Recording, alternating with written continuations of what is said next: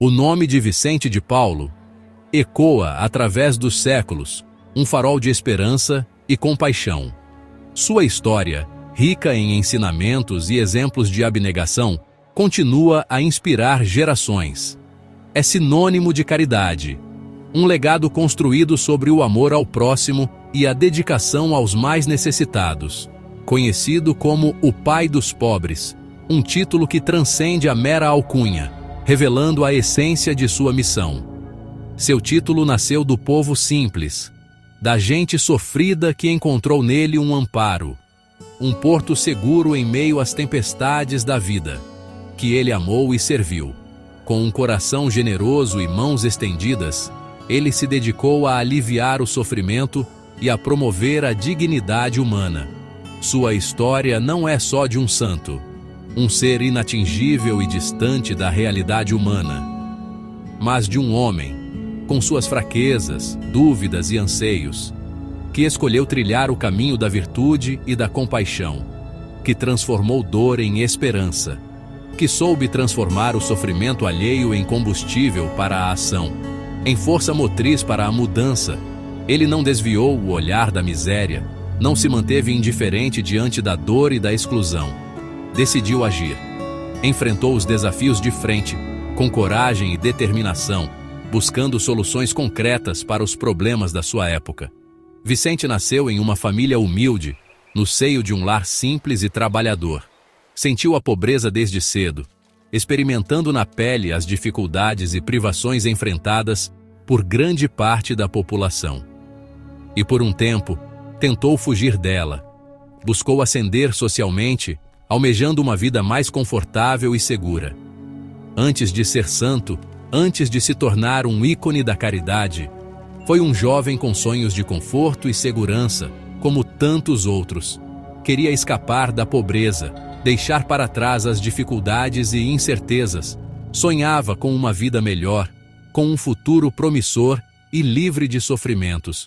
Mas sua transformação, a reviravolta que mudaria para sempre o curso de sua existência, de alguém buscando a si mesmo, em meio a ambições e anseios pessoais, para alguém que se encontra nos outros, que descobre o verdadeiro sentido da vida na doação e no serviço ao próximo, é o que faz sua história tão poderosa, tão inspiradora e tão relevante para os dias de hoje.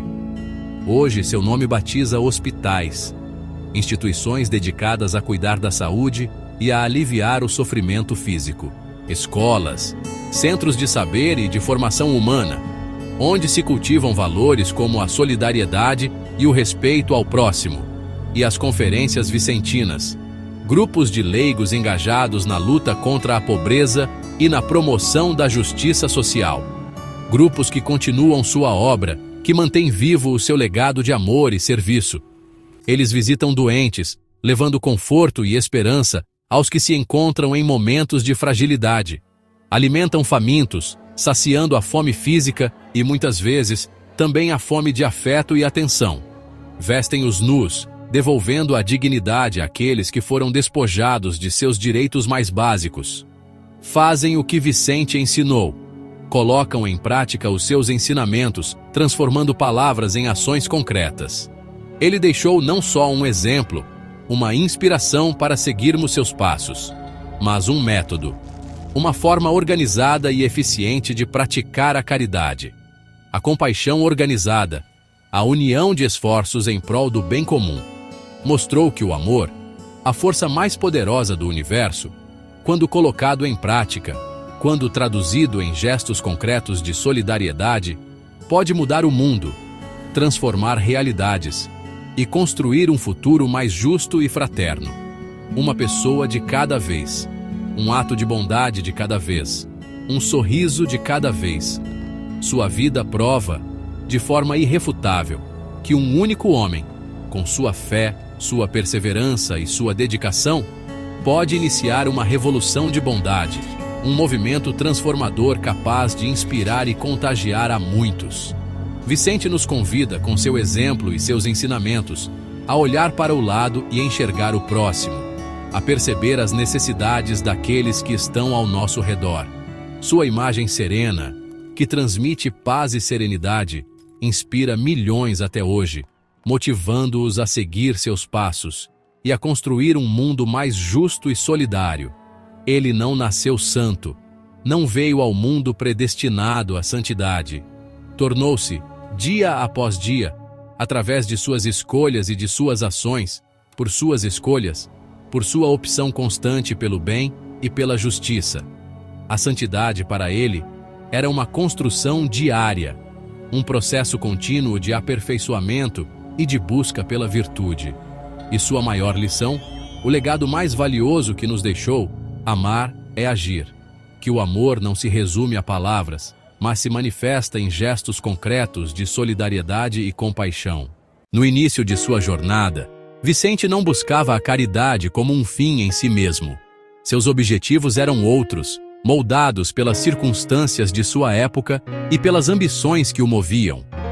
Ele almejava a ascensão social, buscando um lugar de destaque na hierarquia da sociedade francesa do século XVII.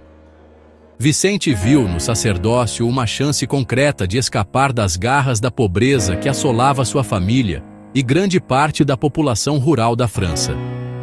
Seu pai, um homem trabalhador e dedicado, sacrificou muito, investindo suas economias e seu esforço para pagar seus estudos, acreditando no potencial do filho. Ele esperava, com grande expectativa, que Vicente trilhasse um caminho de sucesso e proporcionasse um futuro melhor e mais próspero para toda a família. Naquele momento, Vicente queria o conforto e a segurança que o sacerdócio parecia prometer, e não necessariamente servir aos pobres e necessitados. Ordenou-se padre ainda jovem, impulsionado pela pressa de alcançar uma posição de estabilidade e prestígio dentro da igreja. Via a batina, o traje clerical, como um passaporte, um bilhete dourado para uma vida mais confortável e promissora, bem longe das dificuldades e limitações do campo. Buscava o apoio de patronos influentes e sonhava em ser designado para uma paróquia rica e próspera, onde pudesse desfrutar de uma vida de abundância. Não era um homem maldoso ou cruel, apenas um jovem ambicioso que ansiava por segurança e reconhecimento. Mas até aquele momento, ele ainda não tinha se deparado com a face mais cruel e implacável da pobreza extrema. Esse encontro inevitável com a miséria humana mudaria o rumo de sua vida para sempre. O padre ambicioso e ávido por reconhecimento estava prestes a dar lugar ao santo que dedicaria sua vida aos mais necessitados. Sua transformação interior seria um processo lento e gradual, mas ao final, absolutamente definitiva e irreversível. E, ironicamente, seu verdadeiro e eterno tesouro seria encontrado não nos palácios e igrejas luxuosas, mas sim entre os mais pobres e marginalizados da sociedade. A França do século XVII, um período de grande transformação e efervescência cultural, mas também de profundas desigualdades. Era uma época de contrastes marcantes, onde a beleza e a opulência coexistiam lado a lado com a pobreza e o sofrimento. Era um país de extremos gritantes. A riqueza concentrada nas mãos de poucos contrastava com a miséria generalizada da maioria da população. De um lado, o luxo extravagante da corte, com seus bailes, banquetes e a ostentação de Versailles, símbolo do poder absoluto do rei. Do outro, a miséria abjeta do povo, esmagado por impostos, pela fome e pelas doenças, vivendo em condições precárias e sem esperança. Fora dos palácios dourados e dos salões de festa, a maioria da população lutava diariamente contra a dura realidade da vida. Fome, doenças implacáveis que ceifavam vidas e guerras constantes que devastavam o país e deixavam um rastro de destruição e sofrimento. Crianças eram abandonadas à própria sorte, sem família e sem futuro, vagando pelas ruas em busca de um pedaço de pão. Doentes morriam sem cuidados básicos, negligenciados e esquecidos em hospitais superlotados ou nas sarjetas das ruas.